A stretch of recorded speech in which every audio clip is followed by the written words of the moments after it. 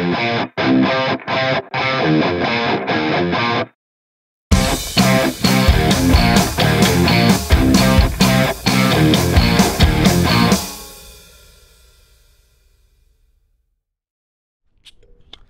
everybody, welcome to another episode of Much As Wrench Set. I appreciate everybody being here and everybody that's hung out with us this long.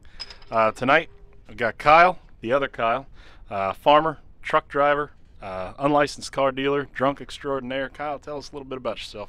I am a wild card. Anyway, He was planning that for 10 minutes prior. It didn't go as planned. My name's Kyle, as you all know. I am a farmer, truck driver, drinking Unlicensed problem. car dealer.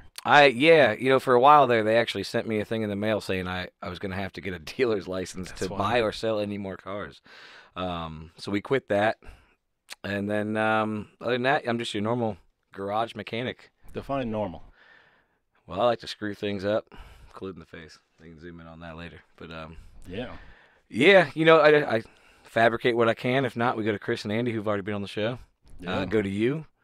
Most time you and me sit there and go to Chris and Andy. You know how it goes. You know, it's funny. I tried to lay a bead last week, and yikes. It looked like a dime blew up. Yeah, I had that same problem until Andy actually walked me through step by step, which way to hold the gun, better ways to go at things. And then he put like 6 things together for me to weld.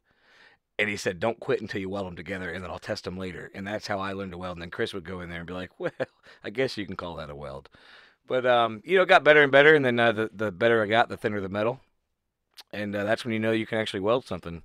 So that's my days of welding. Other than that, I don't weld a whole lot like they do. So we can lay a weld. It just won't look as pretty. Well, yeah, I'm there. I can't say anything. I was able to get something to stick together, though. Well, yeah? Yeah. Get your fingers with No, glue? no, I was able to, oh, wow. Drawing a blank already. Oh, my bad. Tack it. I was able to tack something together. Yeah? So much that Chris couldn't even get it apart. Well, that's good. With a hammer. You did something right. Yeah, but then when I actually tried to lay a bead, it just went to shit. Yeah, it takes time. Yeah, I Takes guess time. so.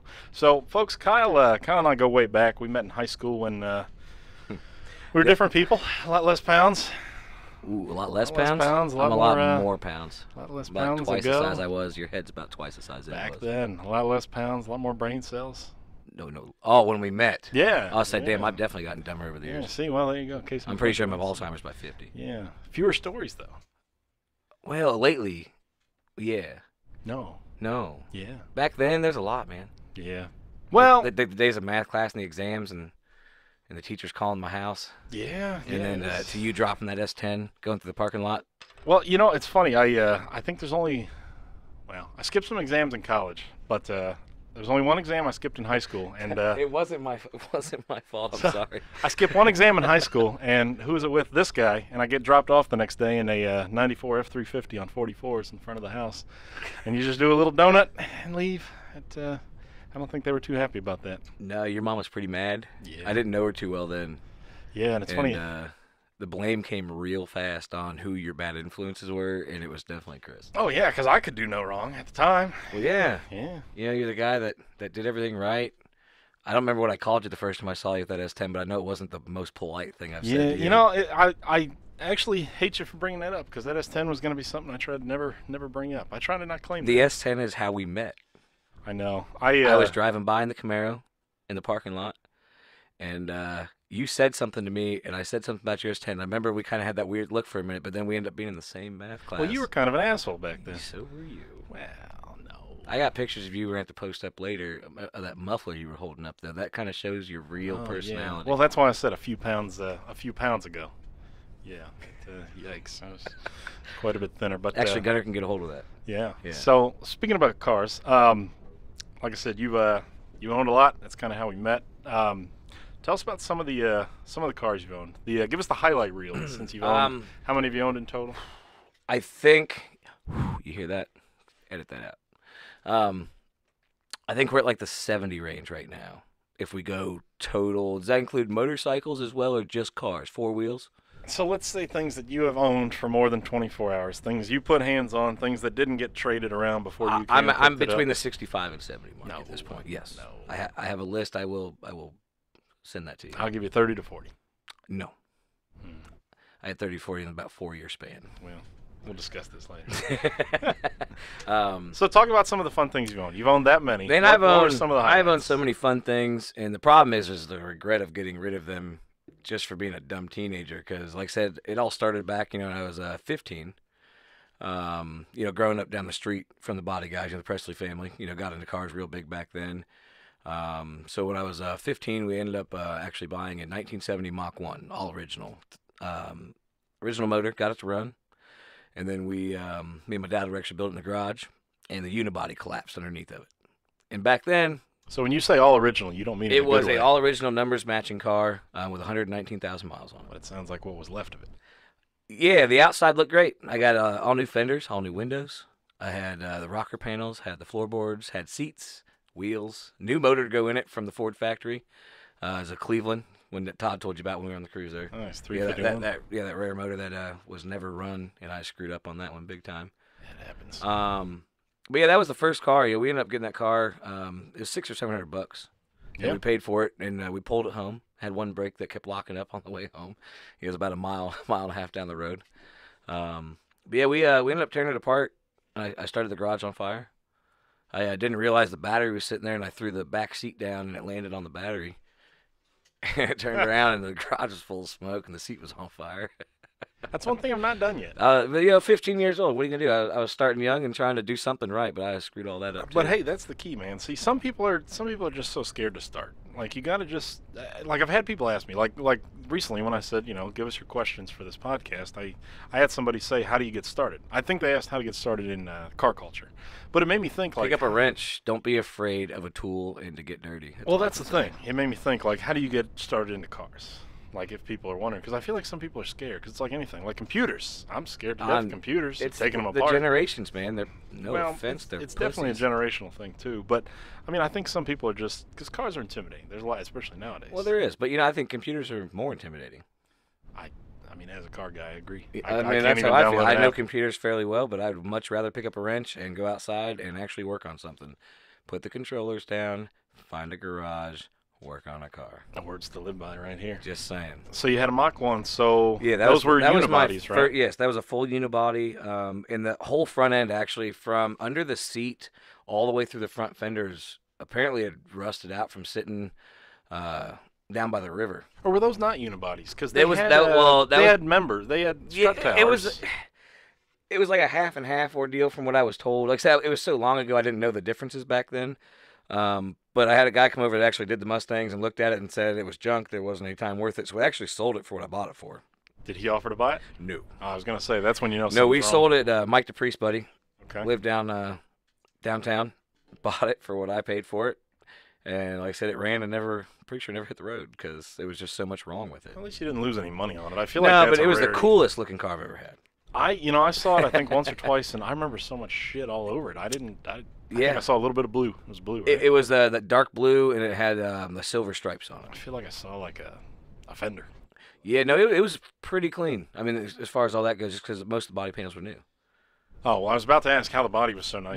Yeah, it was mainly all new panels. They were on there for about a year when I got it. Hmm. But I said I had most of everything, but like I said, that fell apart pretty quick. So it sounds a lot like my car in the sense that a shop put a bunch of cosmetics. Yeah, on but it wasn't and then- bonded up. It actually was all original. Well, mine's not bonded. No, that's the thing. That's the best part of it. You actually have a car you can work with. But it sounds like they did the same, where they made it look like it was mint and mint-ish, good to go. Yeah. But then underneath, structurally, it was a Everything mess. was a mess. See, And I was 15, so it's That's like, shady. man, I turned wrenches. I did everything I could, and it's like, got to the point. It's like, well, I don't know what the hell I'm doing. There was nobody around to help. Well, that's the thing. You I mean, know? when you're living in your parents' house, you've got a limited amount of resources, very limited amount of knowledge. I mean, for most people that age, when we're that age, I mean, you Yeah, I kinda had the have to- knowledge from the guys down the street that own the shop. Other than that, I didn't Yeah. have a whole lot of anything besides let's just go at it.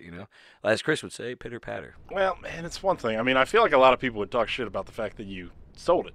But I get it because I've been there. I've had cars that at the time, they just don't work at the time. Everything's about timing. And I mean, if you don't have the time, if you don't have the knowledge, if it's just not right at the time, it's not right. And so I'm sure you want it back now, but Well, I would take it back. I've owned, 4 Mustangs over the time.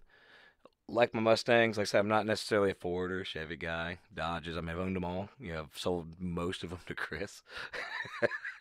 I think he still owns 1 or 2, 3 of the things I've sold him at this point. But that's where it all started and kind of spiraled downhill for me, yeah. We look at it as I've owned so many cars, I've only gotten to drive 70% of them. The rest of them were meant to be driven, but I started selling parts or giving parts away to Andy or you or whoever needed parts at the time back in the day. But we went from the Mach 1 to a 94 Shadow. Remember the little white one with the blue bumper? I don't remember that. Yeah, we drove that, and I bought it, and I left, there's a squirrel's nest in the air intake, and I left it in there the whole time, didn't even care, never took it out. And we drove that thing, and me and Andy back in the day and all them, we started ramping stuff and getting sparks to fly out from underneath of it, down Dublin Road by Jags down there. That must have been right before I met you. Because Yeah, when it I had to met have you, been. you had The a green third-gen Camaro. Camaro. Well, we went from the Shadow, and then I bought another Shadow for a parts car because the one I had some wrecked parts on it from the girl that drove it. So we bought a parts car and drove it with a leaking transmission, and we drove it everywhere until it quit running. And it was front-wheel drive, right? Yeah, front-wheel drive is like a little 2.2 liter or something like that. And we fixed all that and then got rid of the other one. And then I went from that, and then I ended up, when I was 16, I bought the first Camaro. Actually, my dad bought it for me. And that's the one that Andy has sitting at the house today. It's still alive. Yeah, it's still alive. The floorboards are no longer there. It's a death trap, and we need to keep driving it. It's a great car. I hope that car never goes away. Yeah, it's not going to. He won't sell it back to me because he's a dick. But at least my first car is 45 minutes down the road where I can go look at it whenever I want to. Well, I think Andy's being smart. He's keeping a collection. Yeah, Excuse me, he's keeping a collection He going. can still say He doesn't yes. want to get rid of anything. Which love hey, the guy to death, though. I'm glad he kept it. That's the one, you have that car, kind of like you. You have that Camaro. That's like your first baby. That Camaro is my baby, and he kept it. It stayed in the family. It's never gone anywhere else besides us. So I like to go see it. Yeah, and that was a cool car because in high school we all, I had the S10, then I bought a Ram. It was pretty nice, but nobody. There were a couple wealthy kids that had some nice cars, but nobody really. Ivan? Was that the guy's name that was in the video with us? I don't remember anybody's That name. white Lexus or whatever he was driving of his mom's, dirt roading, and the cops pulled you all over. A couple people had. It was Ivan Granachanach.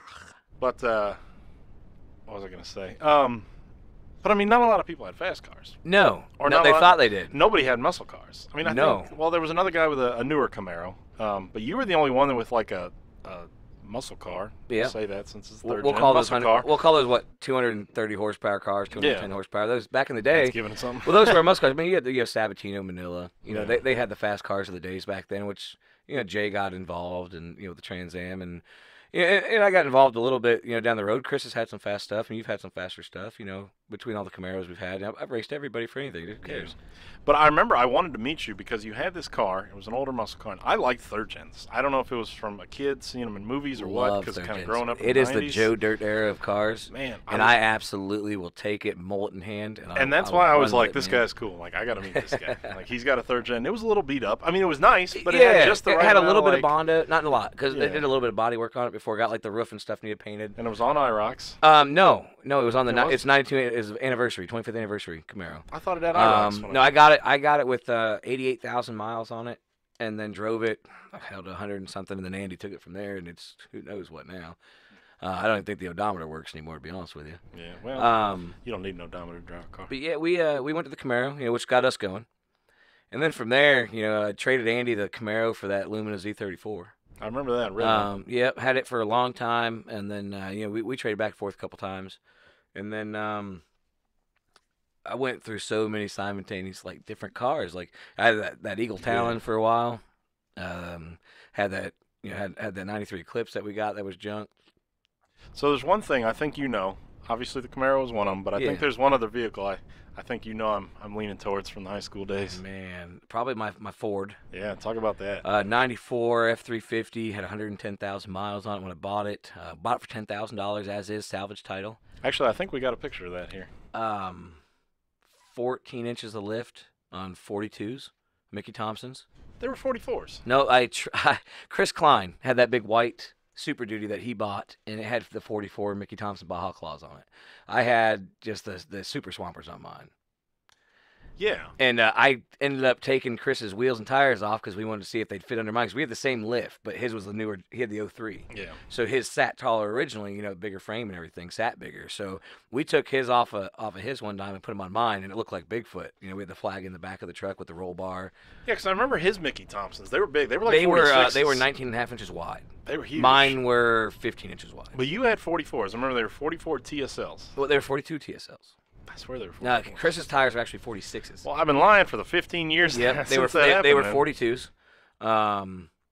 Like I said, it was all brand new when I bought it. You know, it had the little music box in it that could make like cow noises and stuff. I remember that. So our dumb drunk asses at 17, you know, me and Chris and, you know, Phil and them back in the day, and you were part of that here and there. We'd wait for the old lady to go out to the mailbox drinking Jack, and we'd sit in that thing that had a limo tint on the windows, and we'd turn on the clucker and start mooing at her, and she'd turn around all pissed off and screaming and call the cops on us. And Well, I remember one time you came to pick me up somewhere, and you rolled up in this giant truck. I mean, 10 feet tall, maybe more. Yeah. And you had Insane Clown Posse playing through the microphone, Well, through the speaker. We put 2 10-inch subs in it, you know, behind the seats. You know, ran a Viper system in it, which never got wired in right. Because every time I left, the damn door alarm went off saying the door was open. So I'd run back to it, and the damn doors were closed. But you know, What motor was in it? I had a 460 big block in it.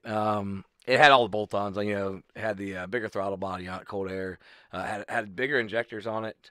I don't know what the guy did, but that thing, from the papers they showed, it was at 515 horsepower. And I could actually take and put it in four-wheel drive on dry pavement and burn all 4 tires off. Really? Until I snapped the drive shaft like 6 times. Yeah, I remember you never had a front drive shift in it. 'Cause No, it was man. always broken. I don't think they lengthened it.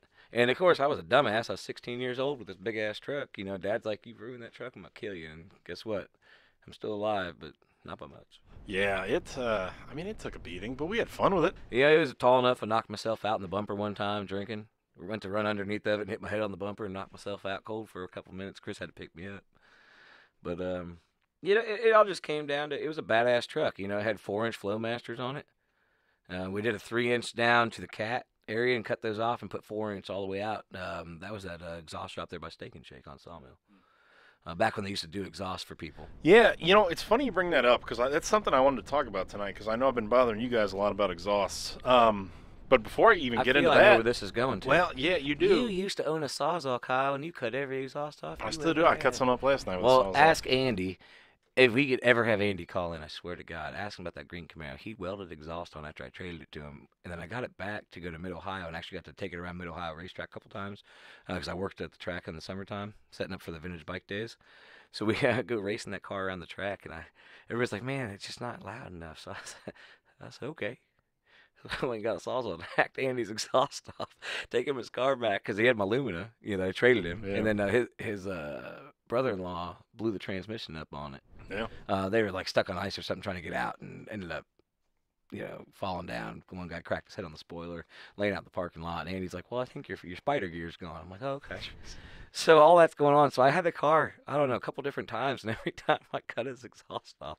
And that's how it all started back in the day. It's like, man, how loud can we make this being 17, 18 years old and not get pulled over? Well, that's the thing. Everything, because I remember being in high school, and if you took the exhaust off a car all the way and ran open headers on anything, we thought it was badass. Like everything was great with now no today, exhaust. dude, Now it's awful. I I think everything's awful if the exhaust is wrong. I got that 05, you know. 05 what? Well, I got that 05 GMC 2500. It's got the 6-liter in it. Okay.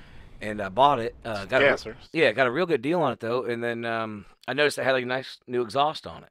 Well, they took that thing from 3-inch down to some pea shooter, like 1.5-inch pipes. And I didn't realize it. You know, I just walked around. It looked. It ran good. It drove good other than the brakes were shot. You know, it rattled so bad I thought the wheels were gonna fall off. But I was like, it's something we can fix. You know, for what I got it for, which we won't go into because I refuse to give those details. Got it for dirt cheap though, so put the money into it. Well, 2 days later, started up, go to drive it. It's making this god awful rattling noise. I'm like, what the hell is that? I thought someone was like, broke transmission. Yeah. Every time I hit the gas, it would just make this noise. I'm like, fuck, the bearing's gone. Well, got underneath of it, and you could feel something rattle around in the muffler. And the muffler was like half caved in. So I'm like, well, that's got to go. For one, that's when I realized it had those little pea shooters on it. So I got home, and I cut them off down at the end of the cat. Okay. Just to kind of, so it had some sound still. I didn't have the money to put a full exhaust on it, but I couldn't let it go with whatever was going on. So I'm driving it, and about a week later, all of a sudden it starts changing tone. I'm like, what the hell's going on? It's still shooting parts of the cat out. Really? Yeah, I pulled into my dad's driveway and got out, and the little honeycomb pieces, those little gray pieces, Yeah. out, they're all laying out in the driveway in 3-inch pieces. And they were sitting there rattling around that small exhaust trying to shoot out. Jeez. Yeah, I mean, cats won't last forever. Cats will disintegrate over time. 215,000 miles. That's kind of long for a cat. Yeah, that's Yeah. why we cut them off. Yeah, I guess so. So what's on there now? That's it. Hollowed out cat by itself, and that's why was trying to find an exhaust I could put back on it because dude, 17, I'd been like, this is badass. This thing's sweet. Now I hit the gas, and I'm like, what the? So how far does it? It goes so it's got right the stock past shorty the cab. headers. It's got the It goes right factory past the manifolds. cab. Okay. It's about a foot into the bed, Okay. and they're cut off. Well, it probably doesn't sound terrible. It doesn't. 'cause at least when there's you some life get on to it, it sounds great. At least there's some You know, when life. you're like half throttle, great. But when you're just at like that putting speed, you know, like that 35 mile an hour, 40 mile an hour, like just barely touching it, it just got that, you know, that blah, blah, blah noise, you know, just, Yeah. I can't do it. Not anymore. Back in the day, give me a Sawzall, we're going for it. We're going to make this thing as loud as it can be. Well, that's the thing. I mean, you bring up how shops, you know, there was that one shop that would weld exhaust. I remember I went in there one time with just a cutoff. That's I don't remember the name of or it, but Tuffy? you would go in there Monroe, with I anything think. you wanted, and they would weld it. You could weld anything you Yeah, wanted. you like, man, I don't have cats on this. Go ahead and throw a muffler on, like a 40 series, you know, or 44 series Flowmaster. But And they don't do it no more. I know them specifically, and other shops. A lot of places are going away from that. A lot of places won't. They won't weld your stuff anymore. They'll Andy tell you knows no. some spots. Well, there's obviously still some shops that are going to do it, but I think it's just due to regulations. I don't know if them being regulated. Yeah, I don't know but- if it's them or what's going on, but you can't go and get exhaust. They don't even. They used to, you know, pre-bend stuff for you and then sell it to you. Yeah. You know, put it under your car and mock it up, and I can't even get to do that for me anymore. Oh, really? Yeah, you got to go to Jegs, which that's a whole other thing itself. I mean, you don't have Jegs 'Cause- stocking these days. Yeah, but because I remember going into the muffler shops, you know, tune-up shops, and they always had, you know, just 30-foot hanger of exhaust pieces. Oh yeah, not anymore. Really? Mm-mm. Wow. I That's mean, pretty bad. maybe somebody else knows some shops that do it nearby, but for the ones, you know, like the ones right here down the street, you know, I've gone to all them. They did the Mustang exhaust, my 06. You know, I did that 3-inch straight pipe on there with the high flow cats, and they did it with no problem. I paid like $150 for them to stay after hours and just put it all together for me. They welded it all up and hung it. So the exhaust. The reason I brought up the exhaust was the Camaro. This is gonna sound crazy, but I've been trying to quiet it down over the past few years. I don't know why that car, when you started, in my eyes, I mean, when was the last time? I know you had a 355 in the last time. Again, drinking always comes back into these conversations. I swear to God, I'm not an alcoholic anymore. But every time we come over and you're like, man, I'm going to rev this thing up. And then remember that chick comes down the street yelling at you? Oh, It was yeah. one of those, oh, my God moments, you Yeah, know? a few years back, You're going to quiet that thing down. It's like, man, are we allowed to hit on her, or is she that mad? yeah, a few years ago, I had a buddy and me, we pulled out the engine trans so we could do a bunch of suspension work, front end work, rear end work, brake work, do a whole bunch of stuff. We put the engine back in. We were trying to get it running right, trying to get the carburetor tuned up. But it was like 10 o'clock at night. This thing, we were probably had it at 3,000 for a few minutes. Yeah, people, Yeah, man, it was 11:30 at night, I think is what it was. it was late. So Yeah. she came down and yelled, and we were drinking a little bit. So yeah, I just kind of stuck my hand out and I was like, "Hey, I'm Kyle. How are you?"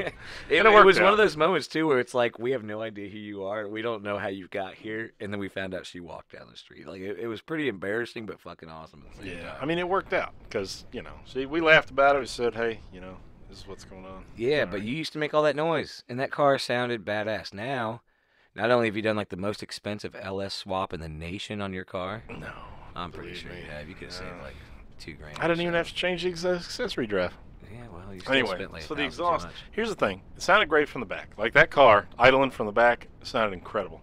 So it's got long tubes. It's got had 3-inch true duals with Flowmaster 40s and tailpipes. So it's full exhaust, all 3-inch, went all the way back. But man, those 40s with the chambers, dude, when you drive it, I mean, It with honed a you headliner, without a outside. headliner, no, it sounded like I was entering Da Nang in '68 on a Huey. I mean, it was just so thuddy. The reverb was crazy. After a half hour, you'd come back and your ears would be ringing. I think you're getting old. Well, we're definitely getting Your old. 17-year-old self would have done it.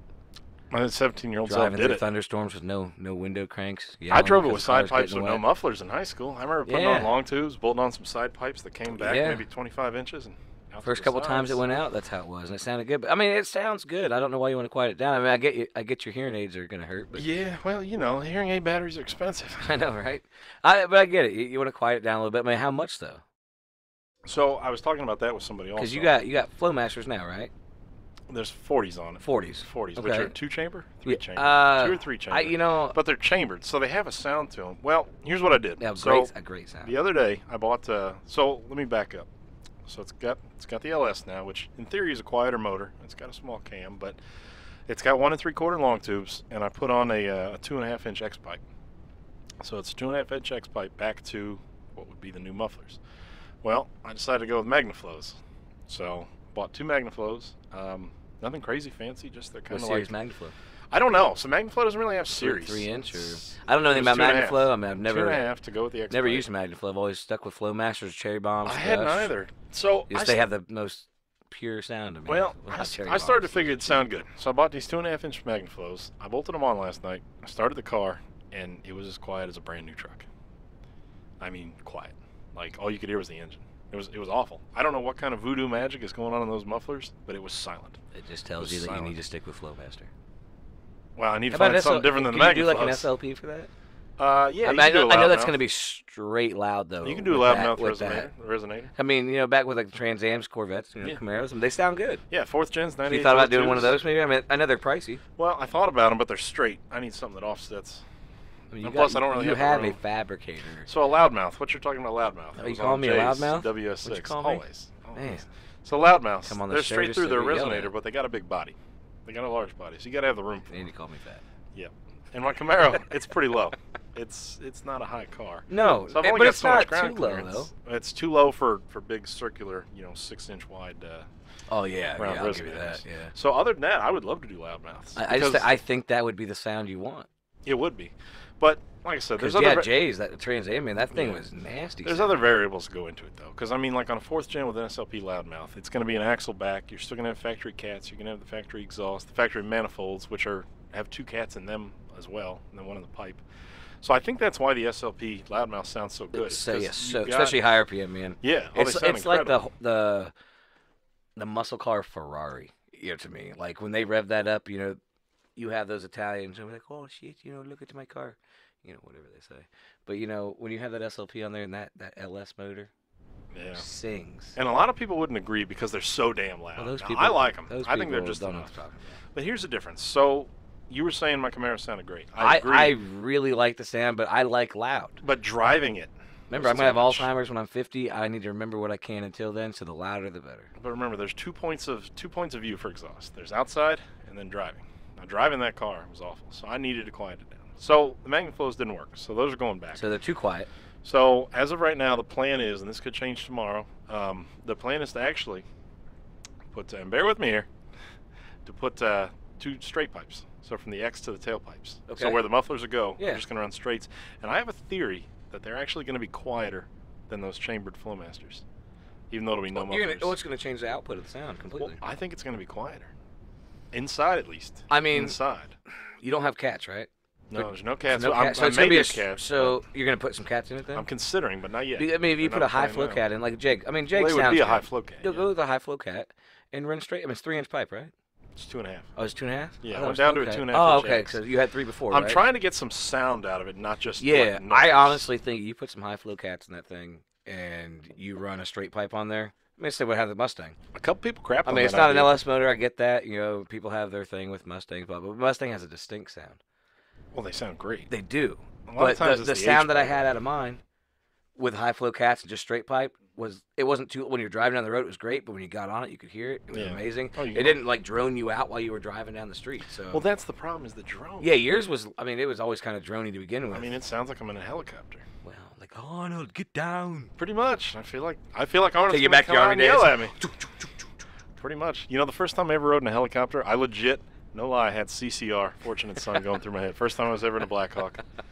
But no, so the plan is I'm going to try these straight pipes, and if they don't work, these straight pipes are quite a bit cheaper than the MagnaFlows. So if I get them all cut up, bolted in, Well, yeah. and they don't work, Yeah. we'll toss them. We'll try something else. Well, you always got people biting at the bit to buy what you're going to sell for cheap. And luckily, it's not the summer yet. We're not quite into the season, so I've got some time. I can play around.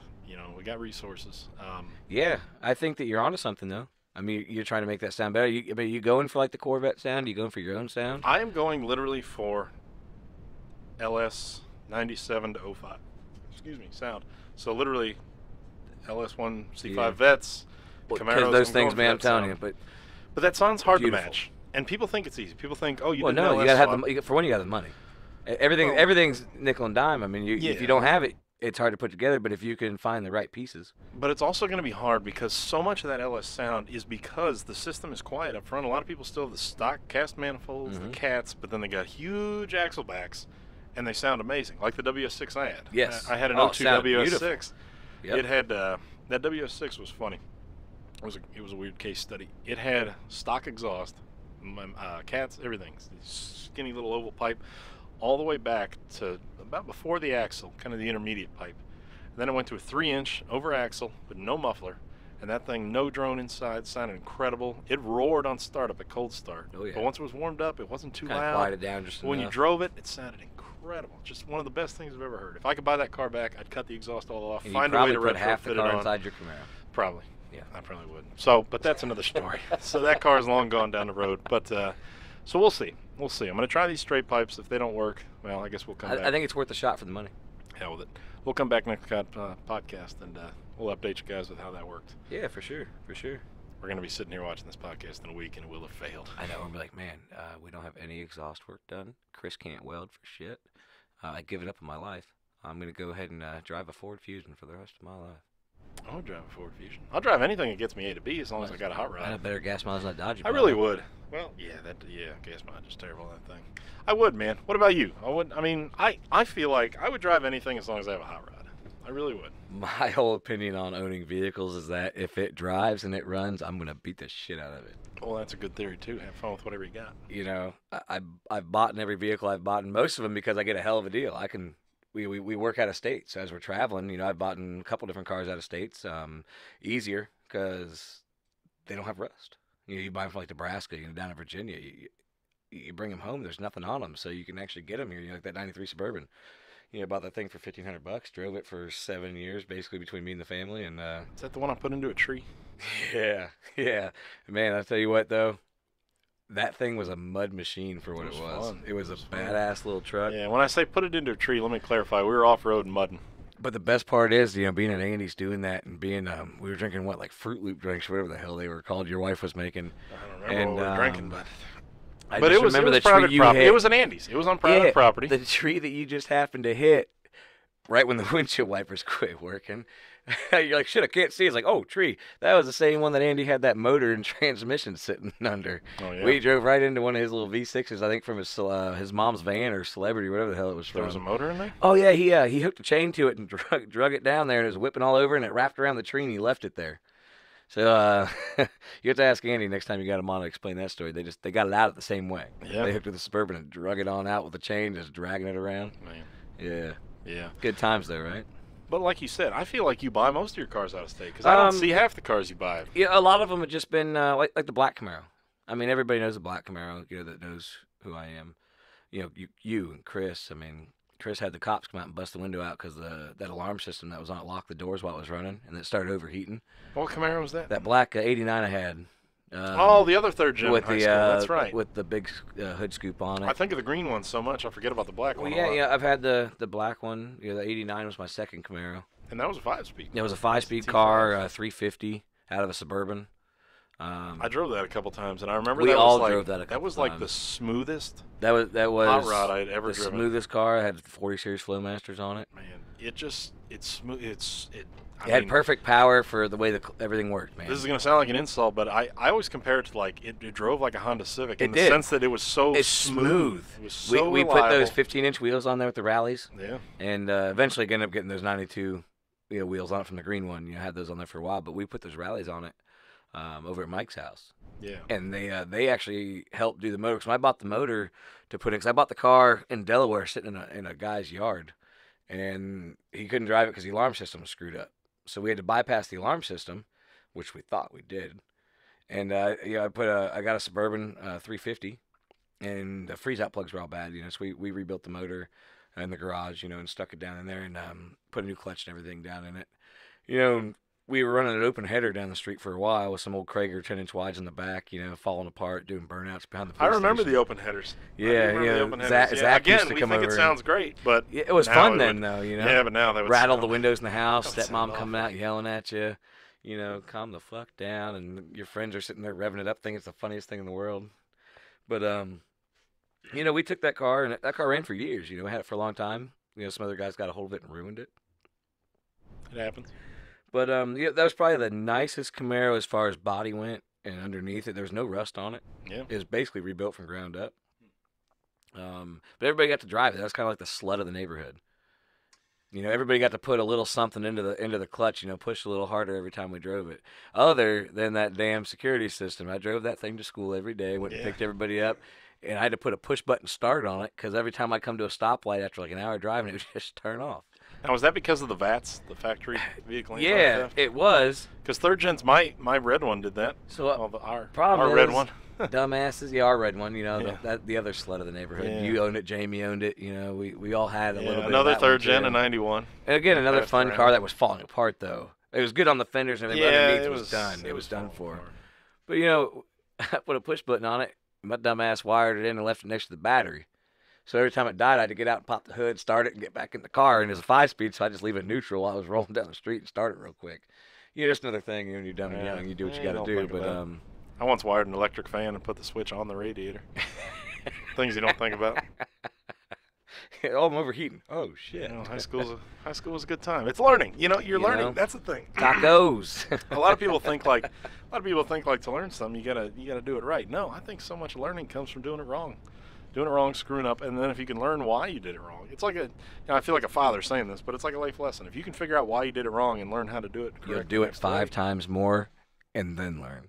Well, yeah, it's not going to be the next time. It's Yeah. not going to be the second time every time you get it right, but True fact. yeah, if you can just figure out what went wrong. But yeah, so a lot of Camaros. Yeah, I've owned 4 Camaros and I've owned 4 Firebirds Trans Ams, you know, third gens. Thank God we're not taking a drink every time we say Camaro. Oh, well, that was supposed to be the stipulation, but you haven't drank a whole lot other than that beer. Podcast would have ended abruptly. It would have, and Gunner would have had to take over and talk about something. Good times. So, yeah. I forgot what Cars. we were talking about originally, to be honest with you. Well, we it was kinda- exhaust. We got off on a tangent on exhaust. Oh, yeah. But, you know, I had kind of said how I felt about exhaust. I used to hate them, but now I love them. I like them loud still, but I like that sound to be right. I mean, Fucking anything can Hondas. sound right as long as you do it right, but some things are a little more questionable. Hondas are very good, dependable cars, don't get me wrong, but please do not put a pea shooter on those damn things. Yeah. Man, speaking of Hondas, one thing I did want to talk about. I went I've to never owned a Honda. I think I don't know. I may have. Have you? I don't know. I mean, you've been, for the most of the years I've known you, you've been like a Dodge guy. You worked at Infinity for a while and I had that QX4. Remember that Yeah. from Jay? Oh, one thing I did want to correct. In the first podcast, originally I said with Chris, I said I hadn't owned a Ford. I lied. I did. I owned an 03 Ranger for a little bit that I flipped. Yes, the silver Yeah, one. I forgot all about it though. The crowd's getting wild. Yeah, had an 03 Ford Ranger that I bought just to flip. So I forget about it because I didn't buy it. I remember that had the brush guard on it, didn't it? Yeah, it had a brush guard Yeah, on it, yeah. and it had like I bought it with 20 things wrong. And by the time I was done fixing it, it had 40 things wrong. It was. You it was- still got rid of it though. It was a piece of junk. Right? Yeah, I bought it for like $6,000 under what it was worth, and almost lost my ass on it. Yeah, it was. That means you put too much into it.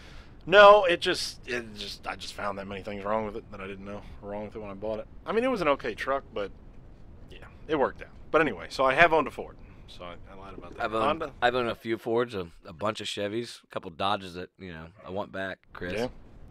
Well, maybe he'll get them back to you. You know. You won't give them back. That's right.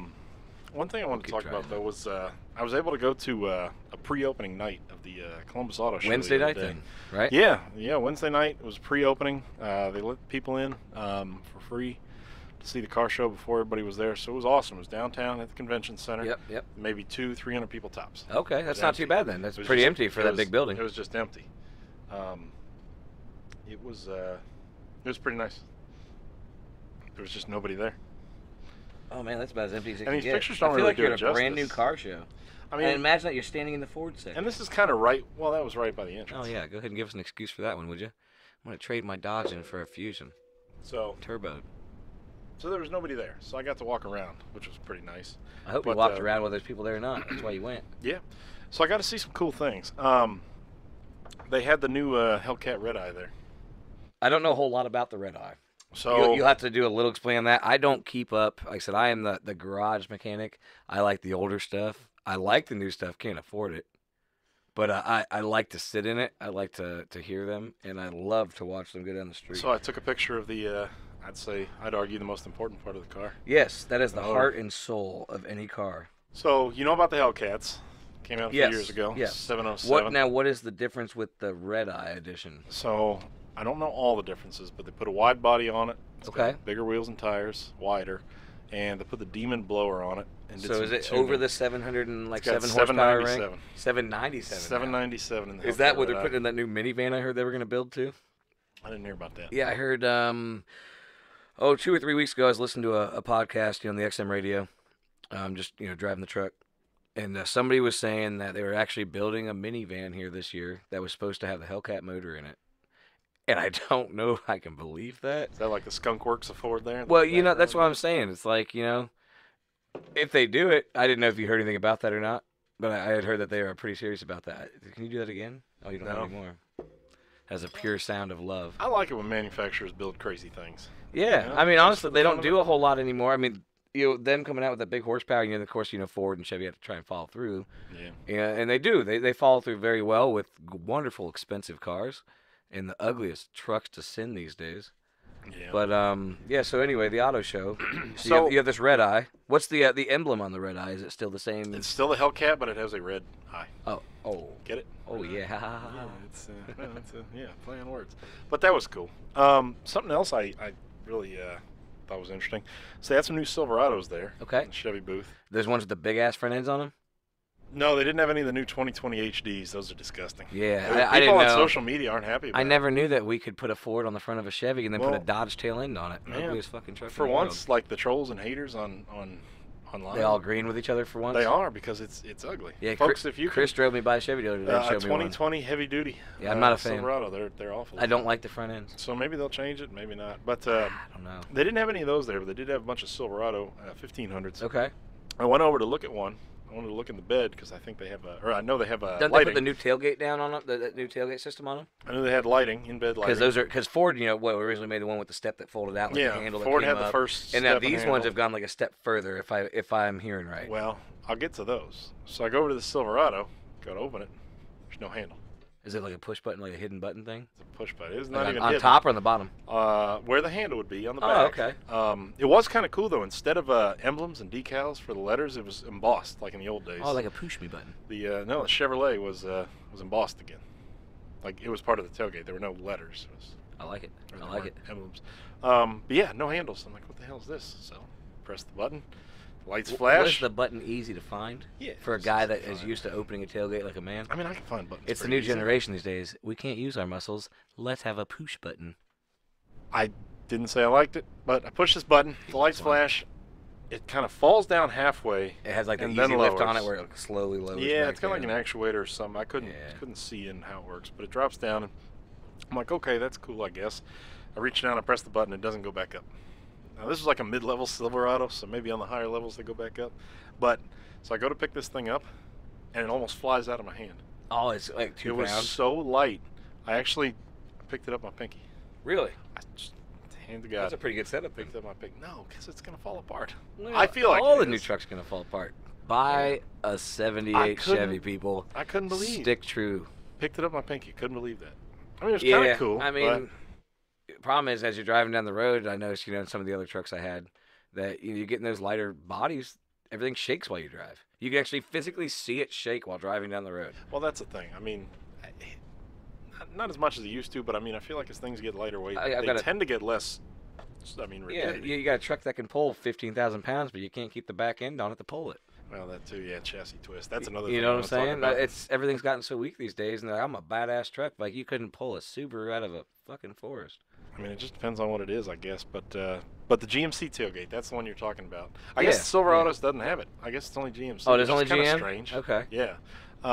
Which I don't know why they wouldn't put it on both because it's the same truck. But yeah, I went over there and got to play with that. That was cool, man. So it ends up, it's got 6 different configurations. So it's a normal tailgate with a mini tailgate in the top half of it. Okay. Does it like fold out of it? It folds, yeah, it folds out of it. So if you wanted to carry like lumber, you could still have the lumber at an angle, or beer. but it would have, or yeah, Yeah, beer. yeah, a lot of So it would be sitting on the tailgate. It was cool though. So and that had 2 push buttons. So again, you can't drop it manually. Okay. So if your battery dies, you're Two fucked. push Two push buttons. So you push the button, tailgate drops down. Reach down, finger blast the other button. My That- lips twitching because like That new everything's tailgate so drops weird. down. So that other tailgate drops down to create what would be the step. Now this is where you actually got to use your man hands. You got to reach down. You actually have to fold out and use your forearm muscles Oh man. and fold down the step. And then you got to step in bed. Oh, and then it does have a handle, but different from the Ford. They used to have Because it the in Ford had the tailgate. fold up where you had to click the little thing and it popped In up the and locked in tailgate, place. they had it in the back of the bed, and it comes up almost at like a 45 in relation to So it's how more like the a bed reach is. forward and grab and pull Yeah, yourself it's up. like it's up here. For all of us overweight U.S. citizens these days. Hey, when I was younger and Ford came out with those tailgate lit steps, Yeah. I laughed at them. Now I mean, I honestly, would use it. my dad had that 08, we used for work all the time. And I'm telling you what, best thing ever was to pull myself up on the handle with a step, man. I would use it. I'm the laziest son of a bitch in the world these days when it comes to that. But I mean, it was kind of cool until I looked at the price of the truck, and that was a fully loaded. Are they over the $65,000 range at this point? It was everything you could get in a Sierra, everything. And it was So you're 67. leather loaded, It was 67. power everything with the tailgate and all that It stuff. was only 1,500. Only a 1,500 for, because normally you're gonna buy all those specialties like the Denali's and all that for, Well, it was for a the Denali. 55 to 65 range. I think you have to get a Denali to get this tailgate. Okay. I think. Yeah, and then I know that like some of the Suburbans and Escalades these days, all that stuff's going for like 75, 77. Which is kind of redundant because if you get a Denali, I feel like you're less, and the Denali people out there are going to hate me, but I feel like you can get a Denali, shouldn't you're hate for less the likely facts. to use the tailgate. Yeah, most likely. Now, here's my biggest problem with Because those tailgates. people are not everyday truck drivers unless they just happen to be a successful farmer like Chris does. Every now and then I do see some Denalis getting used. I saw a plow Denali once. That was kind of cool. But here's my biggest argument with these tailgates. So they're cool, I guess, for what they are. Like, I don't want one. I think it's kind of stupid. But the thing I hate most about it is if you want to drop a tailgate fast, if you're like you and me, who Yeah. need a tailgate fast, you Yeah. can't. You can push Like my red one, man, I can walk by with a pinky, smack that thing because it's barely bolted on, and that thing smacks Yeah, or down. they just fall. Rust falls off, and I can throw whatever I But want. these, to. you got to press a button, you got to wait. You can't just throw down your tailgate anymore. That's why people are gonna have dented beds on the top for where they just throw shit over the top. You know that very All well these may yups happen. these days. I got me a pickup truck. It may happen. Call me. Something else cool that they had there was I noticed some cars are going this way. Maybe even more than I'm sure more manufacturers than were there. The wheels and But brakes, huh? no, two-piece rotors. Oh, really? See, I do not know anything about a two-piece rotor. So that used to be, as far as I know, at least in the domestic market, that used to be only like a hot rod thing or a race car thing. It was two-piece rotors. You could take the hat off of the rotor, you bolt them together, put your safety wire on. There's even, I think there's three-piece rotors. That looks too. like kind of a carriage bolt system. I believe It looks so. like they kind of sit down in place in the front and they bolt in from the back then at that point, or? No, they bolt in from the Do they front. f- That's oh, how I shit. noticed it, because you can see the heads of the bolts. I'm blind. Yeah, zoom in Alzheimer's and blind. there. Zoom in there. But No, you can. You can actually see the is that the header? That looks like a nut. That's a nut. There you can see the thread coming through. it is. Yeah, it's bolted Well, through from the backside. We're It looks both like. kind of blind. But either way, Yeah, two-piece the rotors. K&K show, folks. Two-piece rotors. So, man, that used to be a race car only thing. And this was on a Vet. It was a Grand Sport, That but it is was still a. just Have a you? Corvette. Did you hear you? Did you hear you? No. It's a race car thing. That's on a Vet. That's not on a Fusion or a Probe back in the day.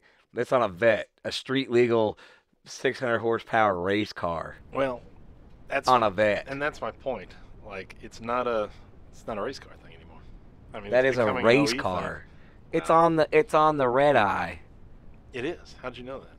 Because you just said race car, and that's a fucking race car just with street legal tires on it. But it doesn't mean they all have two-piece rotors. Yeah, well, it just made sense to me in my mind that that's what they were going to put on too, because they're all competitive and pretty sure the engineers drink together, and they all build the same shit with a different logo on it. I hope so. Keep it interesting. Some of them are ugly, some of them ain't. That's opinionated as it comes. There's definitely a lot of crossover stuff between There's a lot. manufacturers. Especially the trucks these days, it just drives me nuts. The SUVs, no thank you. But I just thought that was cool. So at the auto show, though, I have a question. Yeah. As far as like exotics went, Yeah. did they still have, like Vipers and other kinds of cars, the higher end? Kind of. Because I know I went, 2-3 years ago, 4 years ago, I went every year from Jeff Weiler, they Yeah. gave us tickets and everything. So you used to go and, absolutely love the Viper.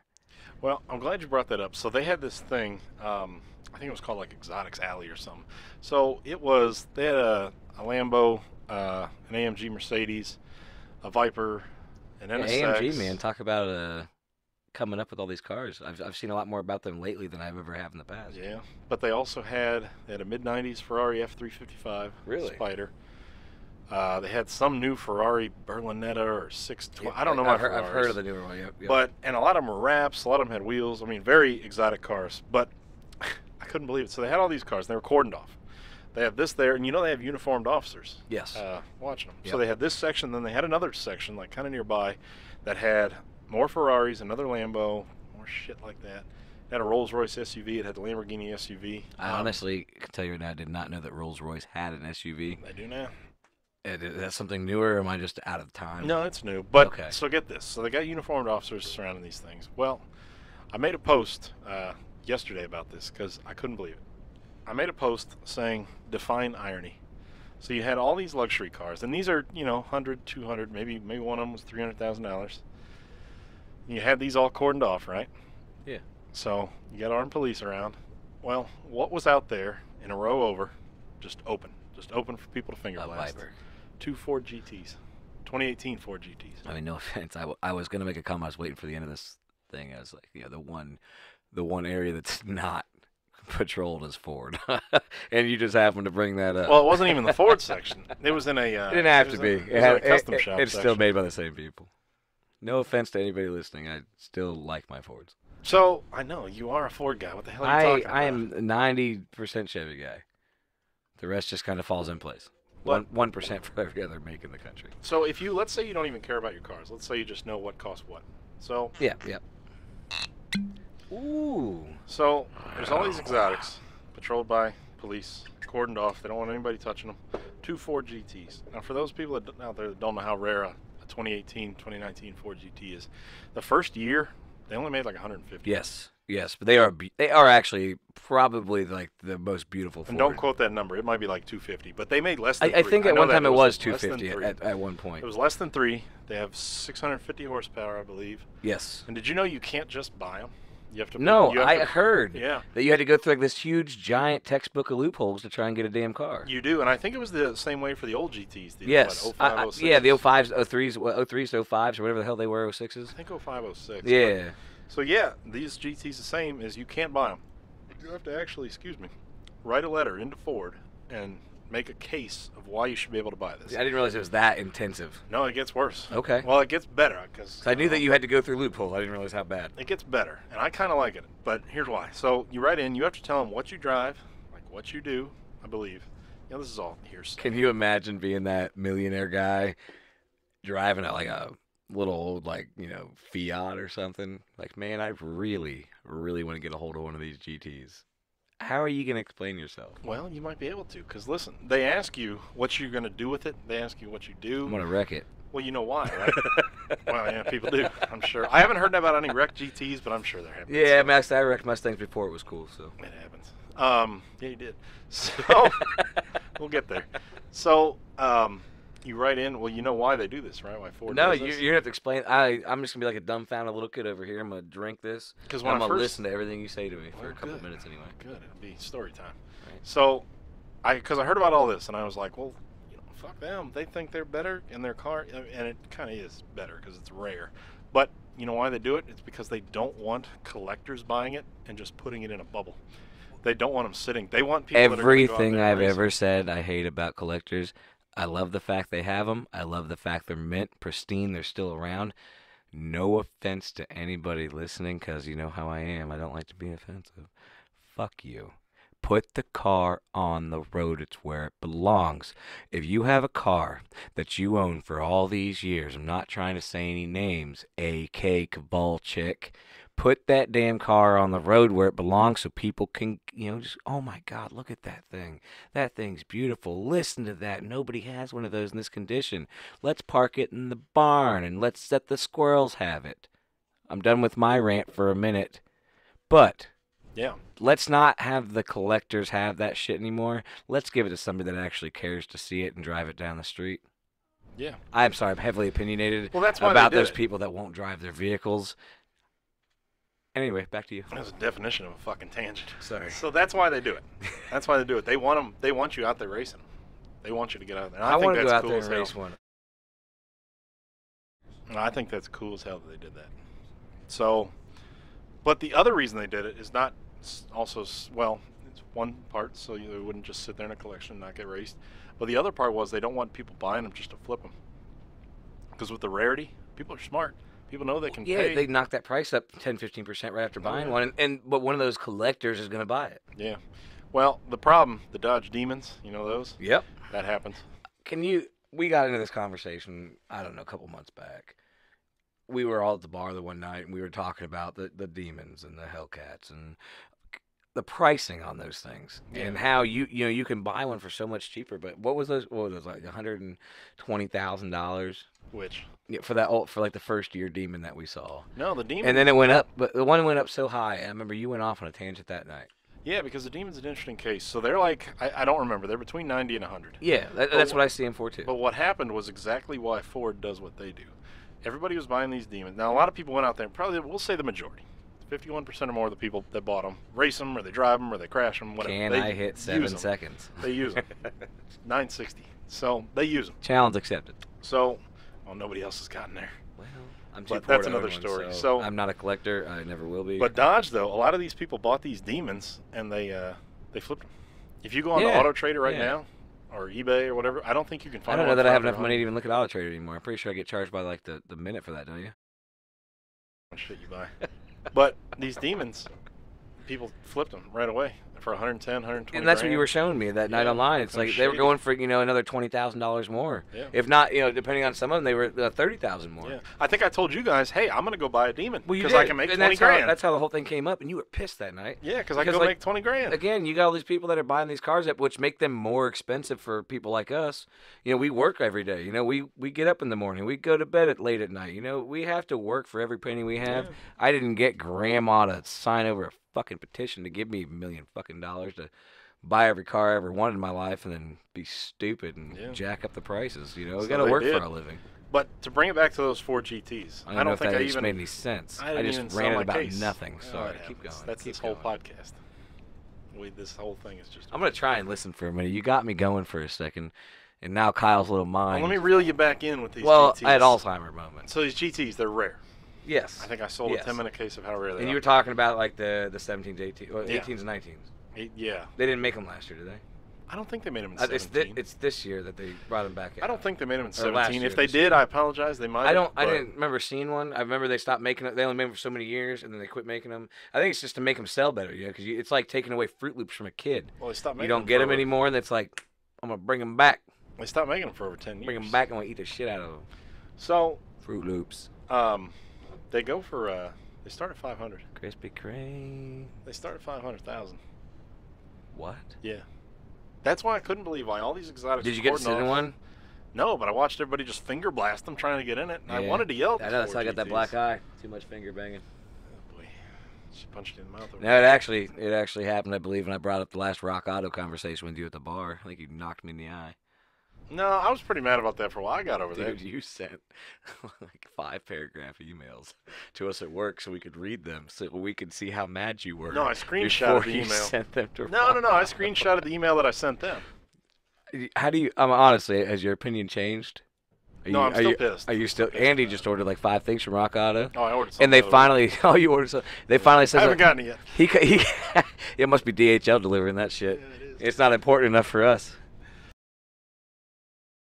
So, I'm so folks, what he's talking about is Rock Auto is I meant nothing the but that company. comment. I would argue probably the biggest chain parts company online. Chain I agree. Parts company now. I agree. Because you can't order everything at Jake's anymore and pick it up. Yeah. So, hold on. So I started using them in 09 when I was still in Germany in the Army. Well, it would take this company 5 days, and this is 2009 when things And were that's a when little you live slower. like 4 doors down from where they delivered from. In Germany. I don't know where the hell they're from. I don't think so. Are they I from had Japan a or BMW something? for a little bit, but that's a story for another time. You had a BMW? In Germany, yeah. I traded it for a case of Coors Light. What? Yeah. I remember you had the Firebird. Yeah. You had a BMW? Yeah. I You traded were for a beer. Yep. 2 Yeps. Yeah. So, it would take them 5 days.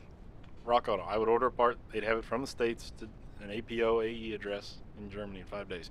Well, fast forward to now, or last year when all this crap started happening, 2018, I'd order a part and I'd track it because I never used to track it. They were so fast I didn't have to track it. Well, it got to the point they were starting to get so slow that I started tracking it.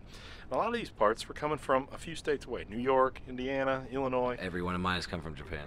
Well, It still gets here faster than what you got yours. That's just quality stuff. So these parts are coming from right next, and it doesn't matter. It doesn't matter where they're coming from. It should be anywhere in the States. Yep. Dude, it takes over a week. Yeah, I like it when you track it, and for 5 days it says has landed in the delivered country. I haven't seen that.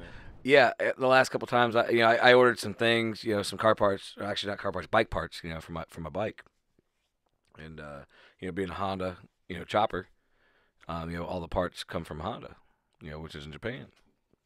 Well, you get the delivery though, and it's like your part has been delivered to the delivered country. I'm like, what the hell does that even mean? And then it sits there for like 5 days. It's like, man, where's the delivered country from? Probably going through customs. Well, it says cleared customs, and then it's when it says it's been delivered to the country of delivered or whatever the hell it says. So it sits in customs for a week, and then it's like, now your item has reached New York. If it ever goes to California, you ain't getting that shit. Yeah. But no, I just kind of got pissed off about it. And so I looked into why. I started doing some digging because literally 10 years prior, I could get it in Germany in the same time that I can get it 10 years now in the States. That's bullshit. That's bullshit. In this day and age, that's not right. How's your opinion on that again? So I looked into it, and it's because they started using DHL.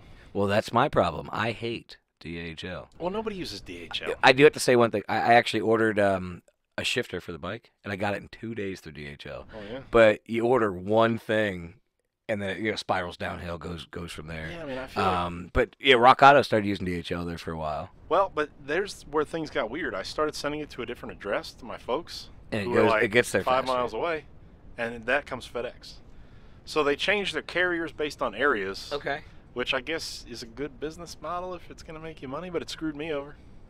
Yeah, but you're the guy ordered. I remember that paragraph times 5 you sent. I was pissed. You were. I wish we actually could post that at some point on one of the podcasts. Maybe we won't be able to. Maybe I can find it. So I'm pretty sure we still have it. Oh, well, you find it then. It was but professional. It was actually probably my favorite because you know how we get on these rants, we get a little mad, we all have these opinions, but when it becomes like a shipping problem and you're waiting for that part to build your car or you're waiting for that part to put something together, you need it. And why am I going to wait for 4 months for a part that should have been there 5 months ago? Well, and it'd be different if it had always been like that, but it hadn't. Yeah. It went from great to good to shit. To shit. Yeah, straight up. So now I just send them to my folks' house, get it faster, and drive over there.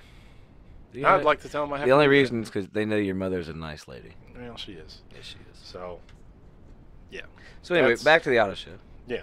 Because you started this. I don't know. So we were talking about the Fords and the rarity and the pricing, which we talked about GTs. Absolutely stupid. Now my only question is, I'm a Viper fan. Yeah. I love. They didn't have a. Well, they stopped GT, making the Viper. The Viper's done again. Yes, but it's still badass enough. You can bring back an old, what do you say, like a '95 Ferrari, but we can't bring us back like a '96 Viper GTS. They had one. They had a '97 GTS there. God. But that was cordoned off too. Well, it should be. And they've got these $500,000. It should only be for people like me that actually want to sit in one and buy one. Well, I'll never get to because I just broken poor because of my poor life decision. As a mechanic, you know how it goes. You buy things you shouldn't buy, and when you need to buy something, you can't afford it. So therefore, you get like one of them Johnny Cash Cadillacs. That would cost more than the Viper. That's kind of how it goes in my life. That was pretty much it about the car show. Did you hear about the new Jeep Gladiator though? I did. I've seen pictures. I don't know if I'm a fan yet. They had one there. It's coming How out. in person? Like I've seen the videos online. I've seen the pictures. Read up on a couple of different magazines. Don't know how I feel. Obviously, I'm a hands-on person. I like to touch, feel, kind of see. Everything is not as it appears in pictures half the time. How do you saw it firsthand? How do you feel? So, I mean, I kind of thought it was ugly. I'm not a huge Jeep guy, but here's the thing. I'm not either. I think it's going to sell. I think it's going to sell a lot of units because there's so many conversion companies out there that people pay, I don't know how much, probably 5 figures to convert their Jeep Wranglers into single cab long beds because they want a truck Jeep. They want that old school. What is that? The 70s models, late 70s or Comanche? Comanche. No, Comanche? I don't know. The one that had the V8s in them. What was that back then? Because I know the Comanches were like the smaller, I thought the Comanches were like the smaller 4-liters. Do they have V8s in them? I don't know. See, I don't know enough about Jeeps to tell you. But I know they probably had a V8. One of the guys that might listen to this, Thomas, that's on our Facebook. our mechanic down in Virginia, he's got a Comanche, and I think it's an '80s model. I'm not sure, and I think it's got the V8 in it. But they make the one that's a little bigger than that from I think the '70s. I don't remember what it was called. The Jeep guys would know. The their probably- Wagoneer? No, SUV? it was. We had a guy named Chad and Brendan back in the day that had one. And we actually screwed it all up out in the fields when we were out drag racing back when we were 17 on Houcher Road out in Plain City. And that thing was like a full-size truck almost. I mean, it was like on 35s, and it looked like a full-size, like, like almost like a giant Ranger. Yeah. You know what I'm saying? But I don't remember what it was called. Well, but my point is, I mean, Jeep people want this. The Jeep community Jeep is people huge. will spend all money in the world. They are a family of their own. They will. Jeep I mean, people they're like Browns fans. They're gonna live on forever. But here's the thing. They know what they want. And Jeep, Yep. Jeep ignored them for all these years. And they finally listened. And I think it's good. Now, this thing might cost, it's going to be expensive. But at least they listened. So they gonna put the V8s in these? Are they putting?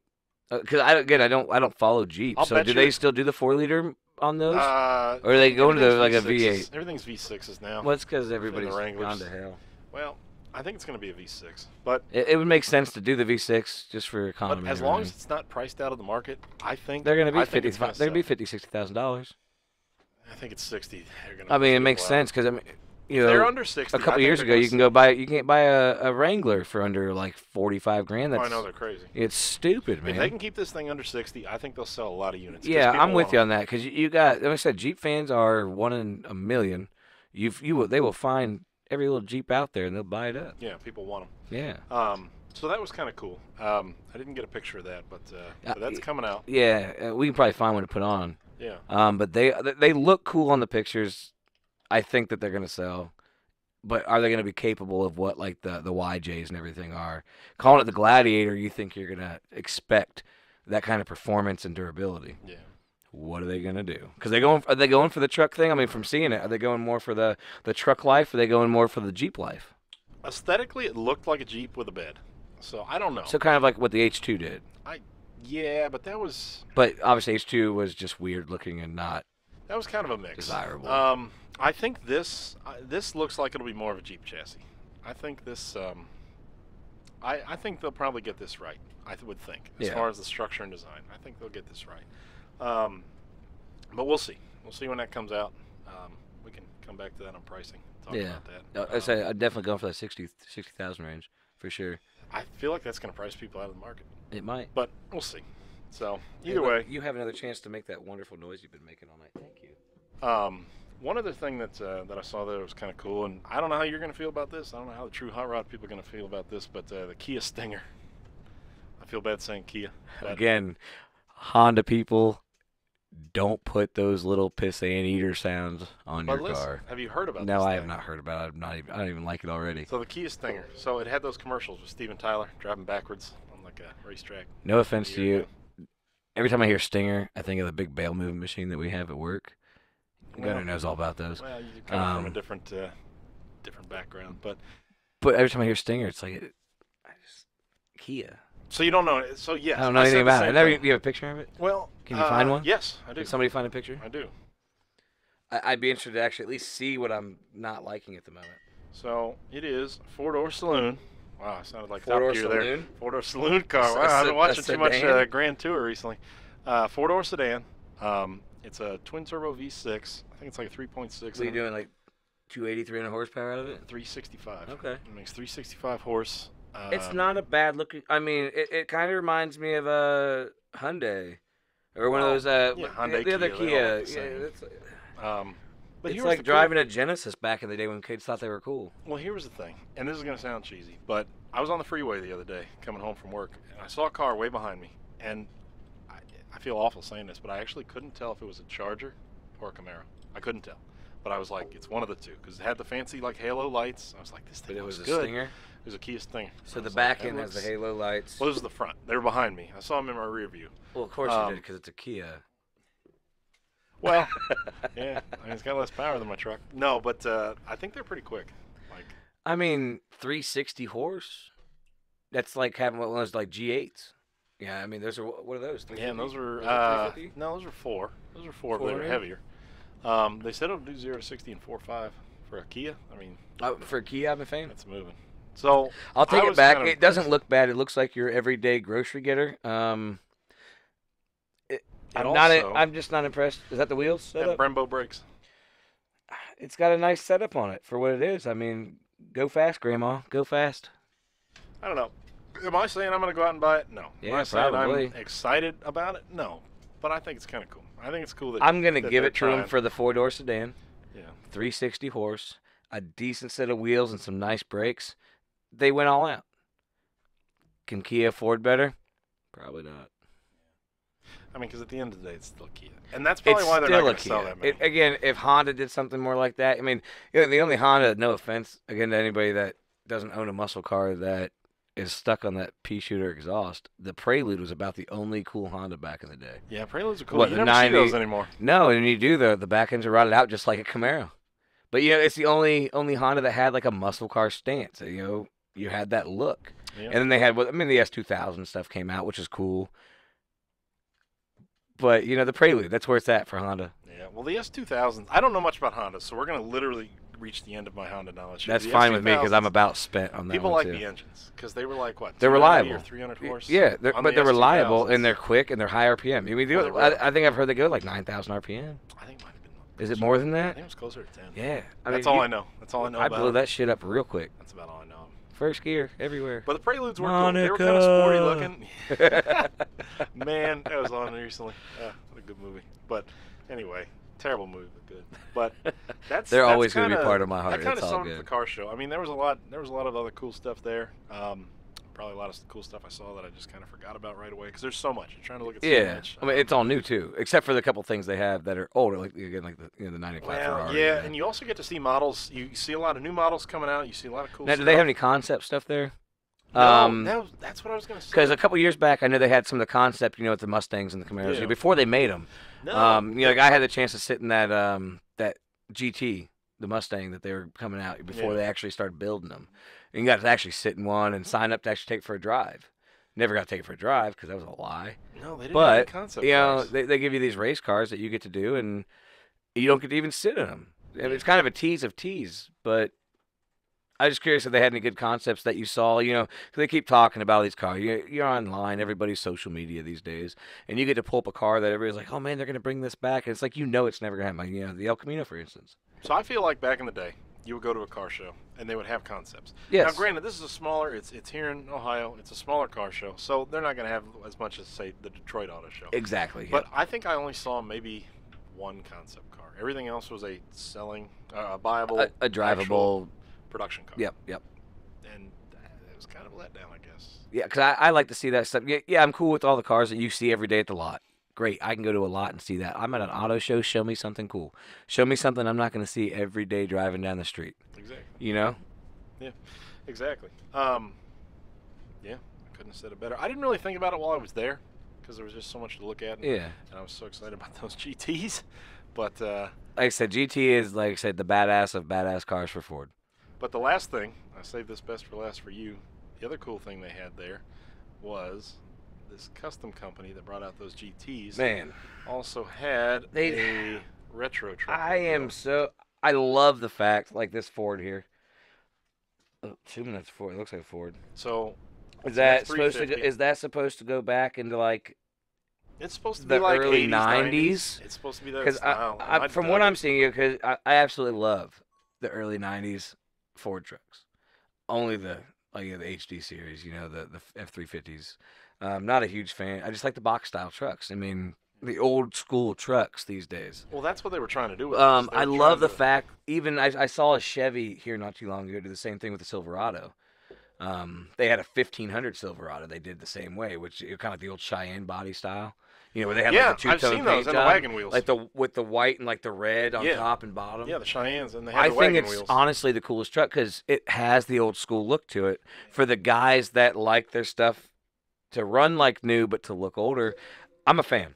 Yeah. Again, I don't like the price tags. No, and that's the thing. I don't think so. Chevy did try that. They had a name for them, but I mean, they called them the Cheyenne on the side. They Yeah. had the white wagon wheels. And it did it. It looked they badass. looked great, but I think they kind of like what I was talking about with that Jeep possibly happening. They priced them out of the market. They did. They put a everyday price on something that you could get. The updated Duramax. Here's your $70,000 truck with a good trim package. Yeah, I mean, when you say everyday price, I mean they put the top of the line price. It is, and those people, everyday people, cannot afford something. Most people, they take that $25,000 to $40,000 range, and that's a good affordable price with a payment that you can take home. I have personally bought in one of those from the factory lifted GMCs from 2011. Had the 35s on it, 6-inch FabTech lift. I paid $58,000 for that truck. Yeah. Love that truck.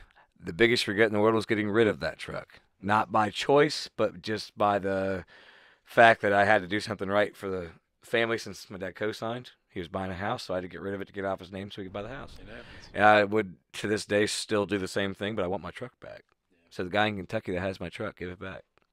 They're still making them. You can still buy them. Yeah, but I don't want to pay $58,000 for another one. Neither do I. And I think it's only going to get worse. But, I've talked about this with everybody. And every time we all share the same opinions. The paychecks go higher, so do the cars. Yeah, it's the market. Everybody wants to demand these higher paychecks because they can't afford living, but for those people that make all that money, and I'm not going to say I don't make bad money, but us people that want pay raises and the market's going higher, every time that we make more money, everything gets more expensive. Yeah. So if we went back to the old school days, everything would be a little bit cheaper and maybe a little affordable. It's inflation. I'm inflated.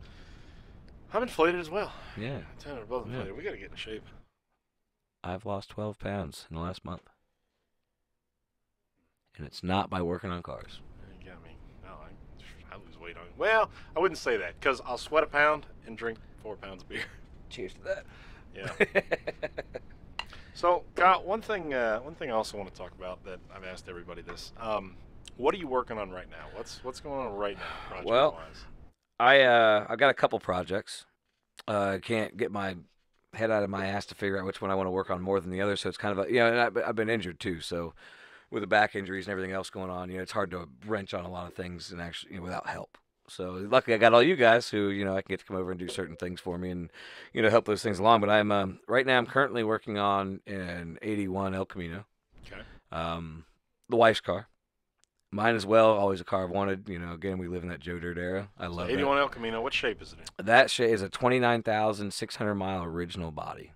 It's sat down in Virginia. It has the, what is that, I don't remember the motor tune in it right now. It's got a little 6-cylinder in it. Is it a 4.3? No, it is the smaller, I want to say it was like a 2.8 or something. But it's a V6. Yes, it's a 150 horsepower motor, basically 170, whatever the hell it is. Anyway, all original. I spent a couple hours on it down in Virginia. I hassled the guy for 5 years, followed him around, finally found out who he was. The car sat at the Army barracks down there in Blackstone. Finally got a hold of the guy and worked out a deal. And worked on the car for about 3 hours, got it running. We got it up on the trailer. Me and Thomas did. And, he's a huge help, thanks to him for that. We couldn't really done without him at that point. But we got it home. Got some new wheels and tires for my parts car and some other things. Oh, yeah. Hold, that's your phone. Here, hold that. Sorry, the parts car, right? So I get this message today. I get this message. I got your VIN number, little buddy.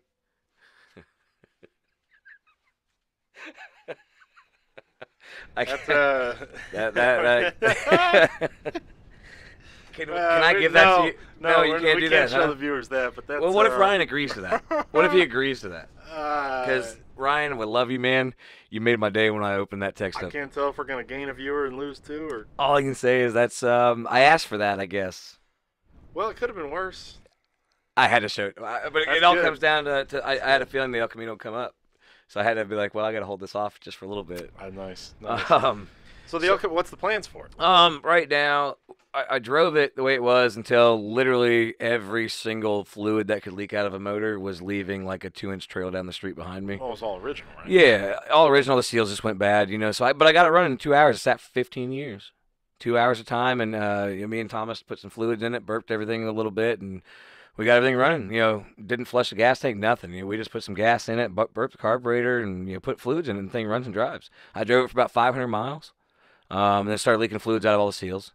So I went ahead and started drinking one night, looking at it in the garage, and started tearing it out. I was there. Yeah, started tearing it out. We made a gasket. Well, we did that, and then the next day I got, or 2 days, a couple days, it was a week later, because I put the new exhaust on it. Welded the new exhaust up. Andy did, and we put that on there. Flowmaster on it. Sounded pretty good, for the 6. Yeah, Had but that deep, throaty sound. In the rain. Oh yeah, man, drinking. My dad, because he came over too. We did the valve cover gasket. Yeah, you did the valve cover gasket, and I was. What else? We changed a couple things. Yeah, we were working on quite a few things on it that night.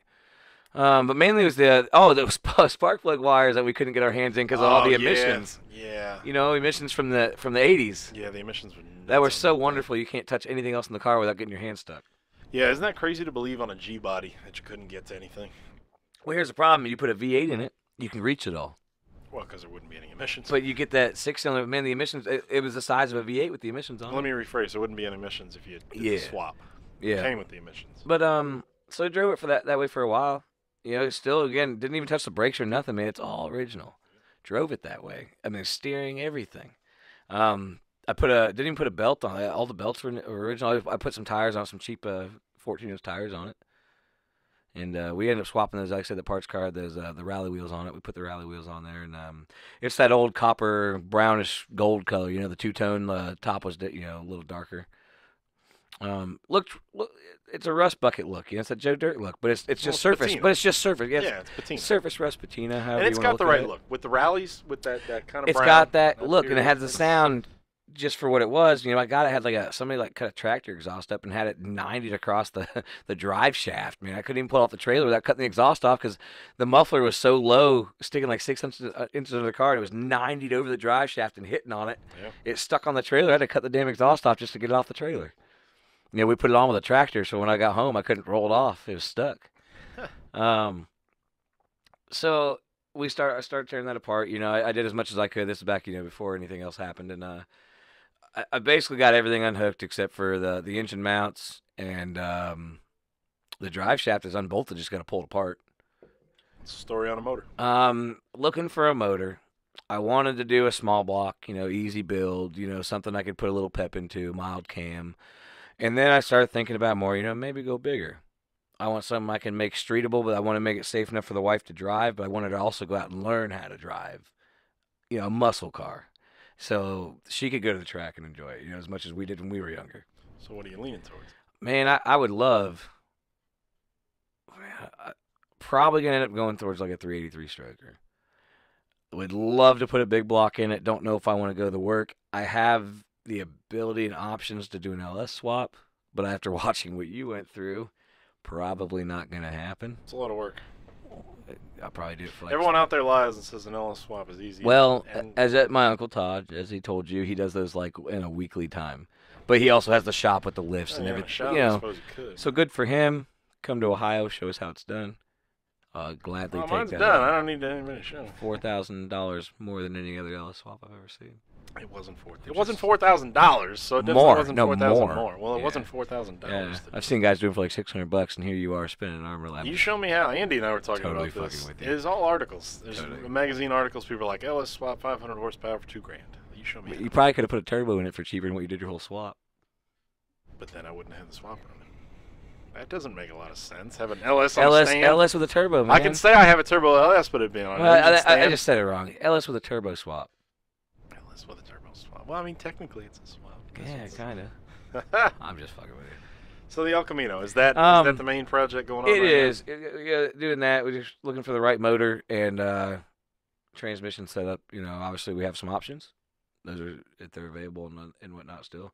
I've got a 59 International forestry truck from Oregon that used to have the V8. It's a B120 step-side four-wheel drive. Came originally with the V8 with a 4-speed, from what I'm understanding from reading everything on them and getting the VIN number off of it.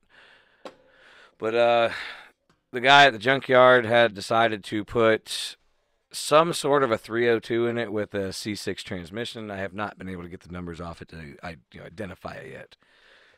But it does run. It does drive. It does not stop. It does. The mud is my friend. Well, it's four-wheel drums, right? It is four-wheel drums, which I will not do. I hate drum brakes. I like them if they. I mean, it depends on what it is on, but drum brakes can be okay if you get them working right. Yeah, well, As long as they're not on a race I can car. put it this way at the moment. I have the drum brakes, hardware and all, to put on all fours. Okay. I won't do them. Somebody else can come. I will pay. I will. I have learned a couple times. Like I said, I'm the guy that spring tool and all. I'm the guy that watches springs fly across. Oh yeah, you'll lose an eye. Oh man, I hate them. I'll do any other job in the world. I absolutely Doing hate. shoes are all luck. You can know how to do them, and you still got a 50-50 chance. It's of just losing not an my eye. thing. I am that mechanic where if you bring me drum brakes, I'm gonna take go somewhere else. Yeah. I'll do everything else in the car around the brakes. I'll even put new axle in for you. But Every time I do one, I'll I'm do a like, disc brake conversion on the axle before I put your drum brakes back on your car. Nice. Not even charging for it. You know, at that point, Be it's like this was for me, not for this you. this is for if you ever bring it back to me, I can actually put the brakes on it for you because I can't. My brain doesn't do drum brakes. Well, that's okay. I mean, they're definitely a little riskier. I hate them. I've done them on trailers, no problem. Yeah. I can't come to a car. I'm like, I can't do it because the trailers you can just buy the whole kit. You just bolt it right yeah. on. You know, I don't have to touch it. You give me a spring tool, and I'm like, what the hell am I gonna do with this? I'm gonna lose it before I get the brakes off. Yeah. Well, it doesn't help that the spring tool looks like something a dentist would have. Well, it's like a 10mm socket to me. You know, I'm like, where'd that damn tool go? And I'm walking around like, well, the brakes ain't getting done today. Put the tire back on. Like, they'll be fine. It's always gone. They can drive to the next shop to get those done. But yeah, working on that. So I don't know. Right now, I've got the interior of that one torn out. The body's in immaculate shape. Yep. Taking the exhaust off, going to do the whole thing different. But it's got a 302 C6. All the stock gauges and everything in it. Yeah, everything's there, and the winch is even still there. All the rods and everything, that put together. Yeah, the front PTO. bumper's like the coolest part of it. Yeah, man, that forestry truck. Even the rear bumper's not bad. For what it is, it's got that big 2-foot stand on there. You can stand on there, and work on everything in that thing, and reach it all. Cool. So yeah, I've been working on the carburetor. Andy, again, as you mentioned before, has every part known to man in that Seems garage, like except for an S10. He got rid of every S10 part he owned because he doesn't want to own another S10. Oh well.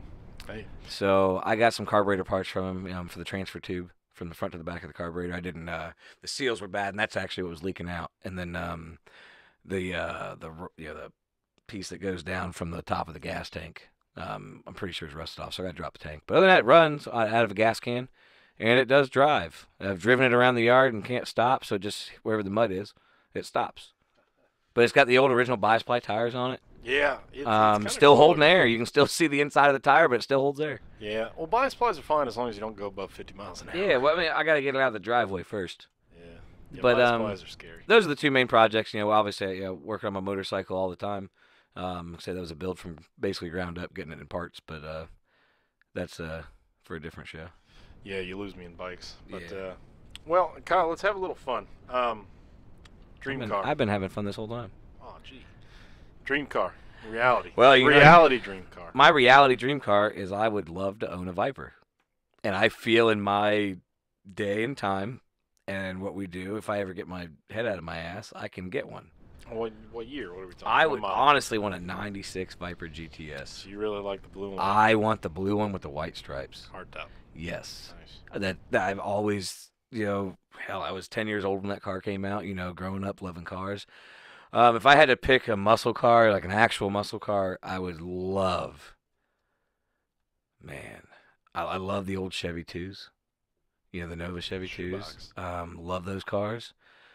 I think I'd have to aim for one of those, to be honest with you, but I'm a truck and car guy. I can never choose which one I want. Yeah. I really just want a 6.6 Duramax before DPF. Like at 04. I think anything. 05. Anything before DPF. Because after having that Dodge, that Chris got off me and doing the DPF delete, that wasn't bad, but just all the issues they bring you if you don't do it right and if you don't unhook everything and blowing through intercoolers and exhausts and all the bullshit you got to go through. I want pre-DPF. But fun car.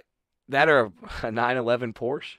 Can I have one of those? Well, that was my next question. So, dream car, sky's My reality, like I said on that, the Viper, I think I can afford $27,000 for '96 Viper. I mean, in decent condition.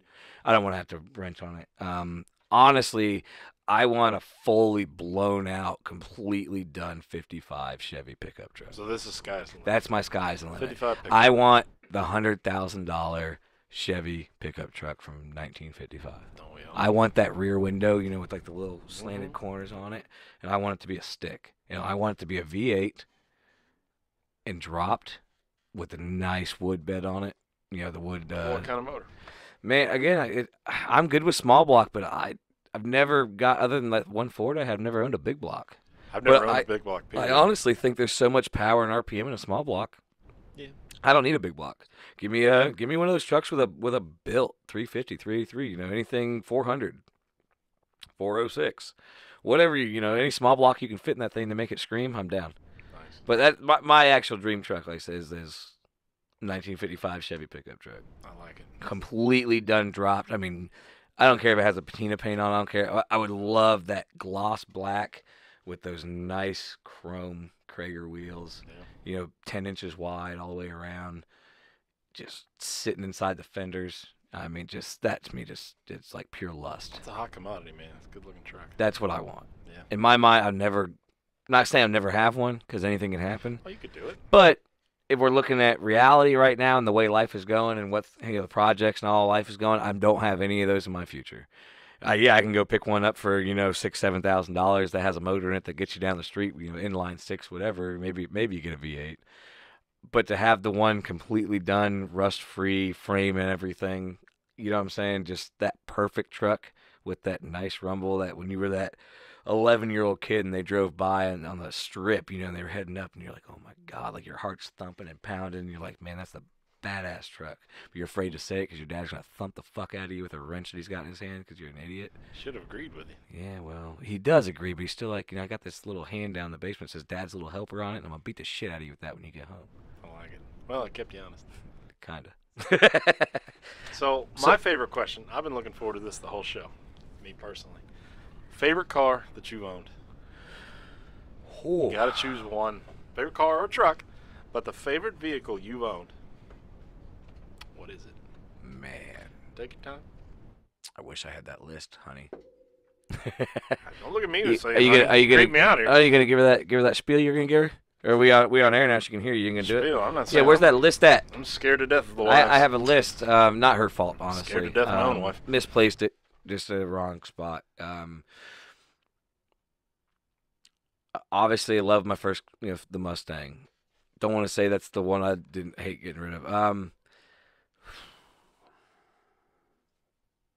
owned too many. Honestly the Mustang. It's not an easy question. The 06 Mustang, that was probably my girl. Yeah. I put a lot of time and effort into that car. And what was that? That was the 06 Mustang GT350. Had every bolt on you could buy for it except for the supercharger. Had the upgraded transmission because I blew that out in North Dakota on the way home racing a 04 Cobra in the construction zones of Iowa. Whooped his ass. It was great. He thought he was badass, and I blew gear out passing him. Oops. Welded second to third. Got it home. Every time it shifted into second, the tires locked up, chirped, unlocked, went 50 mile an hour, locked up, chirped, unlocked. It was like, oh shit. Yeah, so we had the slap shifter in that, with the 3-inch straight exhaust with the high flow cats. Just had that pure Mustang, just that sound. Lowered 2 inches, had nice wheels on it. 18-inch cold air intake. That was a badass thing. That was the most expensive intake I've ever bought in my life. That's probably the one car that I could say that if I could bring one back would be my first choice. The only other one I could say is going to be that 94 F350. That was, like, if you want to go back, the memories, man. It's one of those things where I have dreams at night every now and then of that truck still sitting there. I wake up, it's like, well, fuck you. And some reason Jamie's in every one of those dreams. I don't know if he's listening to this or not, when it happens. Every time, for some reason, I feel like he's the one there, and he's laughing at me because I'm an idiot when I wake up and it's not there anymore. Well, we were all laughing, but we were laughing with you because we were having just as good Dude, a time. Man. Sometimes it was at your expense, but we were having But when we had the that orange with that 9-inch lift Explorer out there, and they're rolling it, and the wheels are falling off, and we're yanking it back in 2-wheel drive, going through the same mud pits the wheel fell off in. It's like, go, go, go, and you're like, I can't see straight. Sometimes I wonder if it's good or bad that we don't have pictures. Well, I do have some of those pictures at home. I'll have to get them out. I've got some of the ones where the drive shaft broke and I started smoking tires trying to pull on on the Explorer. The other one was at Strader's over there in Shawnee Hills. I jumped that 9-foot ravine with Kyle Smith, man. Yeah. He went through it all like rock crawly type with the Explorer, and I was like, fuck that. Like, hold on. And Phil was in the front seat, and I hit that thing head on. I nailed it, and we hit that, and the drive shaft snapped. And I came up out the other side, about 4 feet off the air, in the air off the ground. Came smacking down the drive shaft, just smacking the bottom of the truck, going around in circles. I drove it home that way, like a half mile down the street, and drove it home. And of course, 17 years old, parents walk out, and I'm like, "What the fuck are you doing?" The sparks flying out from underneath of it. Those are the days that we lived. But the only other cool one that we could bring back, I don't know if you remember, I think it was a '73 K5 Blazer I bought. Had the Corvette 350 in it, straight headers, and we used to take the top off and drive it down the back roads of Shawnee Hills. No, I never saw that. Yeah, Andy again would know about all that one. That was probably one of his favorite ones. But that was just the cool part of it. If you could bring it back. Well, you gave us like a half a dozen cars. Well, So- that's only but that works. a tenth of them. That works. No, but I mean that drives home the point of how how into your cars you are. We love them, man. I'm not the guy that's prejudiced against cars. I've had the Mini Coopers, upgraded superchargers. I've had the Eagle Towns. I've had Eclipses. I've had boatloads of Chevys, 78 Chevys. All sorts of them. Yeah. We go back and forth to everything. I've never owned a Honda. We've knocked on them a little bit in the show. I apologize. What do you mean we? Well, you agreed. Shut up. But all in all, if you have something that runs and drives, don't be afraid to drive it. Yeah. Put it out in the road and stop hoarding it in your garages. Kind of at the end of the day, that's the message to drive home. Get out there and drive 'em. That's kind of how I see it too. Yeah. I see it too. Well, I was going to ask if you had any, kind of closing words, anything you wanted to The talk only about. thing I actually want to ask you is nobody gets to ask you a question. I want to ask you the same question you just asked me.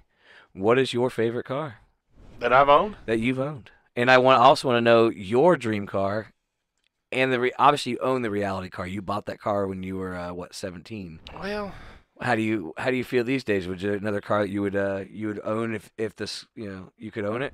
boy, Again, sky's the limit. hadn't had the questions turned on me.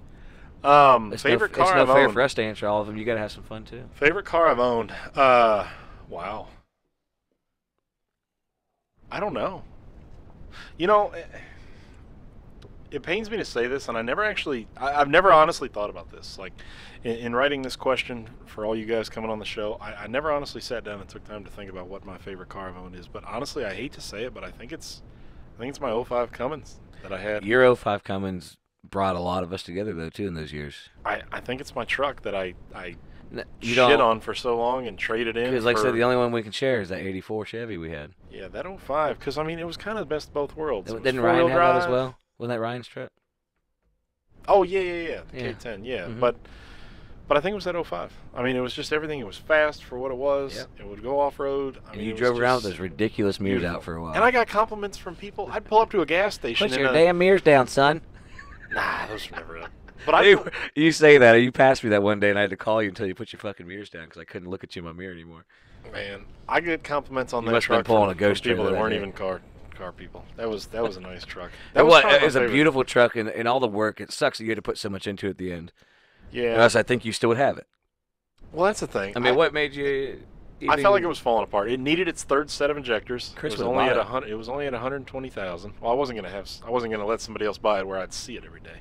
That's my mistake. That was my problem. But it was You at sound 100, like Andy. 120K. I'd done the front end, I think 3 times completely. Front end hubs, suspension. And you did everything 3 injectors times. and- I did the injectors twice. Did you do transmission work? Wait, at all? not twice. Sorry, I did the injectors once. The trans never had a problem. See, you didn't. You're the one Dodge guy that never had to replace anything. In Yeah, I the talked about that transfer with case, Chris. nothing. Yeah, Nothing.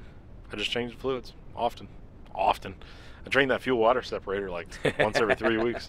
But it was just, man, it was starting to kind of misfire a little bit, and I adjusted the valves actually twice. Well, I remember Did a that. full valve adjustment twice before I sold it. Yep. I did the valve adjustment once when I first did the injectors back in 2011, and then recently when it was starting to just sound a little off, I did it twice because I was like, well, maybe I didn't do it right, so I did it, and I was like, it still didn't sound right, so I did it again. And I mean, a valve lash on a Cummins, it's not the hardest thing in the world, but it's Yeah, I've harder never, than a never small done block. one. I've never done valves on a It takes more patience 350s. than a- The only thing I've ever had to do anything on. It takes so. more patience than that. But Oh yeah, I'm sure. it was a great truck, and hindsight is 2020. It was a beautiful truck. I did what I felt I needed to at the time, but Yeah.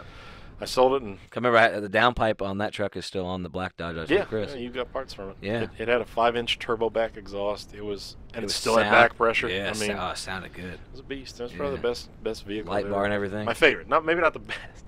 Favorite vehicle I've ever owned. Honestly, to this day, it still could have been one of your best. You gotta let this new one sink in on you for a while, Well, it's sinking into the ground. So, dream car reality. Yeah. So it's funny you bring that up. I have also always wanted, because I was a 90s child, late 80s, 90s child. I've always wanted a Viper, but I want a 93 or 94 yeah. RT10 See, but those Roadster. fenders. Oh, you know what I'm talking about? Where they Yeah. you look at the door to the fender, and they've got those like little humps. You know what I'm saying? Like, Mhm. they're beautiful. Yeah. That Viper though, man, I need those. Makes I me need those drool first still when I couple see years. them. It came out in '92. And then but the sound, man, it's I know that V10. that raw. But I need those raw first couple sound. years. And it has to be red. It has to be a You red. see, I like the red, but my favorite color is blue. I need a red Love RT10 that Roadster. blue. Yes. And like you 6 said, speed. they're affordable, and you can get them for 20s. You can get them 20 to 30 A grand. nice for one's a nice 30. One. A nice yeah. one's 30. So 30 grand, you're getting the higher end of them, but they're getting a little higher mileage Yeah. on them these days. So we got to buy them when we can. So people that have them, give them Yeah. up. So, yeah, red with the 3-spoke splashing wheels. I mean, Yep. Those 3-spoke wheels. Man, where I it's had a at, man. poster on my bedroom wall. I had a folder in grade school with one Yeah, on it. Pamela Anderson. That too. Yeah, be a Viper for reality. And 'Cause what's going to be your top end car? Sky's the limit. I try not to think about that shit. But you have to. Everybody has a dream that you have to work towards, and yet, whether you're going to hit it or not, we're all going to die someday.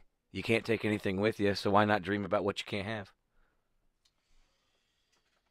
Let me think for a second. I dream a lot, and I don't have any of it, so I'm doing good. But when I get it that day, I'm gonna, If we're talking a production car, because I can list 100, I cars that don't were even, built. I don't give a shit what it is. Again, it's your I think dream a car. production car is easier. Recently I've been getting into, as far as looks. I could never ever touch one. He wants that fucking Kia. And as far as the looks, I think my dream car right now is kind of a '69 Mustang. Well, Not a see, '68, not a '70, a '69. The 69, because obviously 69 and 70 had a lot of similarities. But if you can get like the 69 with the 428 jet cover engine. But the '69 with those four lights. Yes. Lights in the Because grill. I'm a huge fan of the 68s on Camaros and Mustangs both. I think the 67 Mustang was probably, the Eleanor car, was probably one of the most beautiful Mustangs ever made. I think the '69. But Mustang the 69 and 70, getting my first Mustang I ever owned, beautiful. Yeah. I mean, just the raw look of those things. The interior was so simple but yet delicate to those cars. And the power, that Ford power that it used to be, just like the Browns, used to be good. Now they ain't shit. But I think that's what it would be. This Now, ain't a football show. who I'm so knows? sorry. That could change. But So, 69. 69, What color? Everything. The candy apple red with the black stripes and that 4-speed behind it. I want everything black. 428 Cobra jet motor pushing 400 horsepower. More of a Stomping- 429. Yeah, shut the. Well, the 429s. I think the 429 is more rare. I mean, it is. I honestly don't know anybody that's got a 429. I've seen the 428s. My uncle had one growing up. The 428s are badass, but those 429s, Yeah. if you can get rare of rare. I know, and it's funny because I'm not even a huge Ford guy, but You're I just not. right now. But I you've feel never like, been a hater of them, not necessarily. No, I don't really hate much. But I feel like a '69 hates that Mustang S10. right now. Yeah, a '69 Mustang right now. I think is like in my eyes the sexiest muscle car. Yeah. I You think so. going for with, pony cars. For pony cars. Are you going with the manual trans? I'm assuming. Well, yeah. Or would you want something automatic so you can hold a little honey's hand while you're driving? I'd be a 4-speed. Because I don't want her to drive that shit, so 4-speed it is. You can't run into my Mustang. 4-speed with a 4-speed with a stiff clutch. Right? Have that spring so hard it throws you in the back seat. Yeah. Yeah, it'd be fun. But who knows? I mean, the Viper might happen one day, but the problem with the Viper is, I mean, 30 grand, that's money that's daily driver money. So I couldn't have Again, I couldn't have a everyday people can afford. We Yeah. can afford a loan on that because, Kyle's not making a million G's a year. Well, I meant in the sense that I probably couldn't have a decent daily driver and have that. You hate your daily driver now, so why not have that and just get rid of that one? I know, I should just drive an S10 every day. Fuck. You should throw sparks again. I know. Yeah. Kyle, we got to get out of here. I appreciate you being here. Is there anything else? There's you wanna not a close whole on? lot. I've appreciated the time, and like I said, all the guys that we work with, though, Andy and Chris, you, Brad, Ryan, Jamie, all of them. Got to throw a shout out to those guys at least. Without those guys, we wouldn't have anything. So. Well, we didn't all know each other. What do you mean Look we at wouldn't what, have dude, anything? The friend. Well, we've all friend- helped each other out. Okay, so is that what you mean? As when far you're as like when helping you're each an other out? at home garage kind of guy like we are, your friends kind of make who you are. When you're working on stuff, I mean, everybody's opinions kind of become you. So whether you like that car or not, you have those moments where you're in the garage and you give each other shit for the kind of cars you drive. We all have a different car we like. We all have a different car we drive. We all have a different car we can afford. I mean, it's just one of those things. And without those guys to build who you are at life and to kind of build who you are as a car guy, you're nobody. You can't go on being a car guy not having anybody around you saying, "Man, what the fuck are you doing?" You need outside influence.